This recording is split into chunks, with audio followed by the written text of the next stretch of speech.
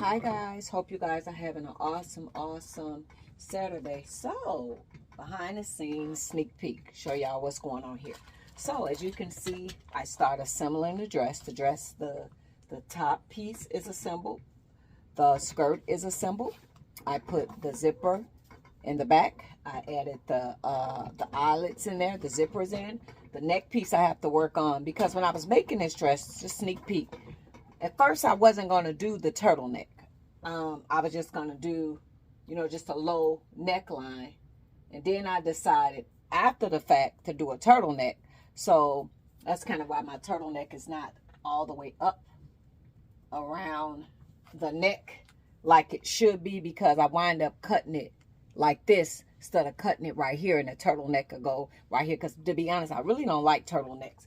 But the way the dress that I got inspired by had a beautiful turtleneck, so I wind up putting a turtleneck in, so that's why it's not hugging the neck. So I'm undecided if I'm gonna cut this off, add a piece back, and then a turtleneck will lay, or if I just leave it with the space in between. However, so the neck is not finalized on what I'm gonna do with that, but I assembled the dress. So with the lace, what I did, I took the bias tape and I sewed it on to the lace, and then I started to glue all of these stones. So I got these stones off of Amazon. So after I put everything together, I start proceeding to glue the stones, and I'll be using this E7000. Okay, so I start to glue all the stones on there, so it is coming like very pretty. So this dress is made, if y'all remember, the other one's made with the petite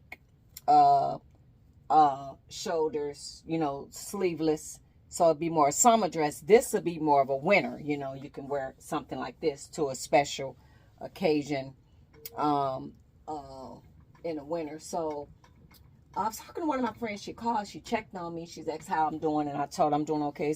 I met her off of YouTube. She's a doctor and I make clothes for her.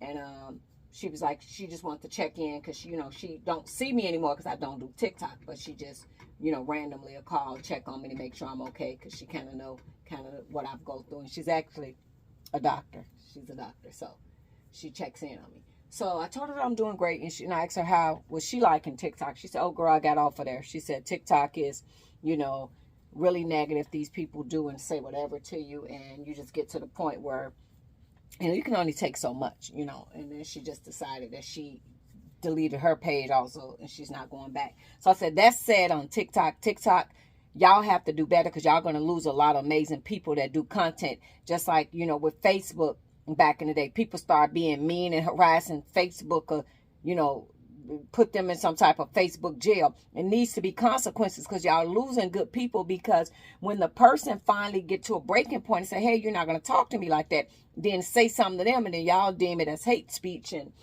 so it's just not right. It's just not right.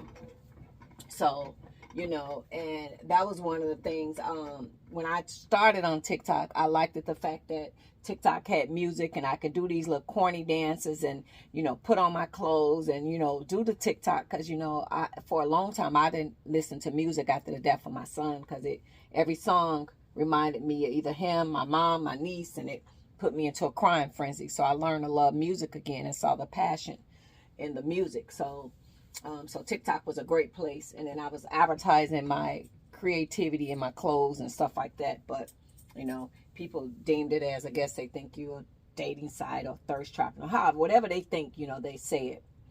So it's sad that they're losing amazing creators because of they don't feel protective. And when you just like, I want a peace of mind, you don't even know these people, and you're defending yourself. So, but I'm over here, when y'all ask me, am I coming back? No, I'm not. It's, I was doing too much, arguing with people. And, people say ignore them. You can only ignore so much. And they'll go so far, say some really mean, nasty things to you. And everybody has a breaking point. And everybody has something that somebody could say to them. You'll be like, no more.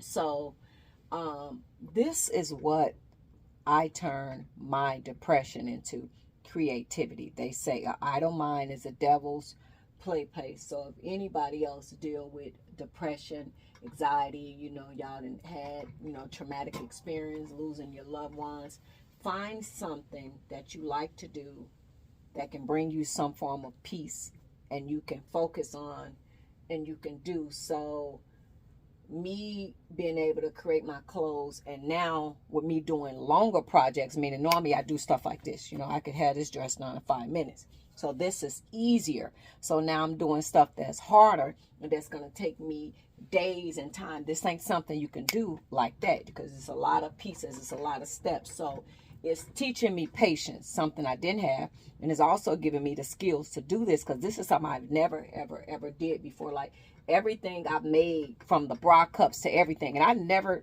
did it, never knew how to do it. Just, you know, I went to school, Penn Foster College online. Everything I learned from YouTube. Shout out to Misha TV. You know, she's no longer with us, but a lot of stuff that I learned, guys, I learned from Misha TV. Misha taught me a lot of things because you ain't gonna learn that from online. You know, you're gonna need to, you know, put your hands on it. So like with this type of stuff, I was like nervous and scared because spandex is kind of easy and kind of forgiving. You don't got to do all that. But when you do stuff like this, you got to put the darts, and you gotta put your seam allowance. It's a lot more. It's a lot more work, and you gotta be precise to measurements. It ain't easy like this. You just do your measurements, and for the fact that the skirt expand, it's easier for me to work with spandex than to work with wedding dresses and this type of stuff. So I am facing my fears, and I'm doing stuff that I don't normally do, and I'm getting out of my comfort zone, and I'm doing it.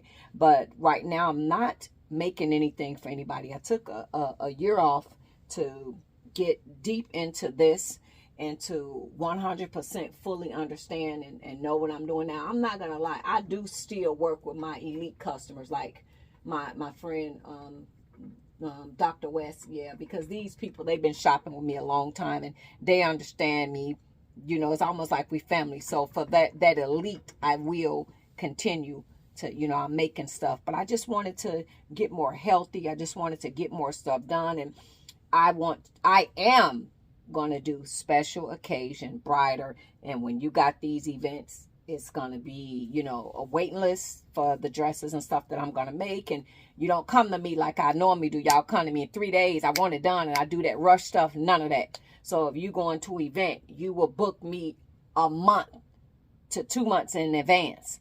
And we'll get it done, because a lot of this stuff ain't going to be easy, simple. Some of this stuff, even though y'all don't live here, I might have to send y'all the shell to try on. And then from there, I'll tweak it and fix it, you know. So that's kind of how I'm going. That's kind of how that's how I'm coming back. I'm coming back better, and I'm coming back with, elite stuff. So I'm coming back hard next year, guys. So I just wanted to show y'all behind the scenes. This is so far. So I'm starting to glue the stones. So if y'all interested in this fabric, you go on Amazon, put it in black, and this one is made of spandex. So this one is made of spandex, but it's a two-way. So when I got ready to do the bias piece, I turned it the opposite way. This piece, no scratch. And I know I can't say that right. In the bottom, I did it with the scratch. So this fabric came off of Amazon. So you put in spandex fabric by yard, black sequence spandex fabric by yard, and it'll come up. So to achieve this dress, I got 4 yards of fabric. So this is me working with 4 yards of fabric to achieve something like this. And I don't know if you guys can see, it kind of goes down pretty long. And it's taller than me, you know, because I'm 5'4". I know y'all be thinking I'm really, really tall. Everybody be, oh my God, how tall are you? And when y'all realize I'm only 5'4", I just got long legs, but I'm not tall. So they be thinking that. But anyway, guys, so if there's anybody else that go through kind of what I go through, whatever you love to do, turn that idle time into, you know, creativity.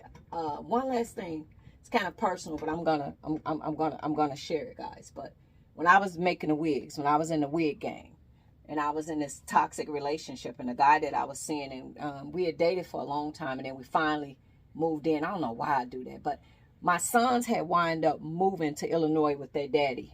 So the one of them the one that's deceased, D'Angelo, was kind of giving me some issues. So they wound up moving with their dad. And I think I was lonely from my boys being here. And I kind of like leaned on him more, because now it was me and my boys like this. Now they're not here no more. And I felt like I had nobody. You know, I'm here in Minnesota. You know, I do have family here, but you know, I have family. Sometimes y'all had them good days. Sometimes y'all had a bad days, and it just don't always work out. And sometimes you just got to stay to yourself. So I think I counted on him more because my babies was gone. But anyway, just throughout being in that bad, messy relationship with him, and it was toxic, and I was like, oh my God, like it was bad. Like, oh God, me and him living together was the worst thing ever, like that ever happened. But instead of me, at one point, I think I used to go looking for him, which is weird, because I'm like, why the hell am I running around wasting my gas? But I got better with wigs because he used to never really come home when he want to. So it's like, instead of being out looking for him, I would stay up late hours and I'll ventilate. And then when he come, that's all you do is do them wigs. I say, these wigs is what I got, I'm making money. You know what I mean? I'm good at it. And it's my peace of mind. Why are you worrying about it? You ain't going to be here anyway. But I was just sharing that to say that, you know, so instead of me doing the negative, riding around and looking for him, I put all of that energy into my wigs. And I got really, really good at it. So that's how I learned to turn my pain, my anxiety, my depression. I put that into, this not a hobby. So it's like, I kind of like hate when people say that, you know, is that your hobby? That's not a hobby.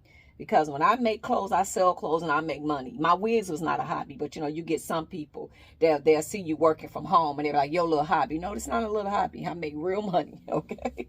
Real money. It's not a hobby.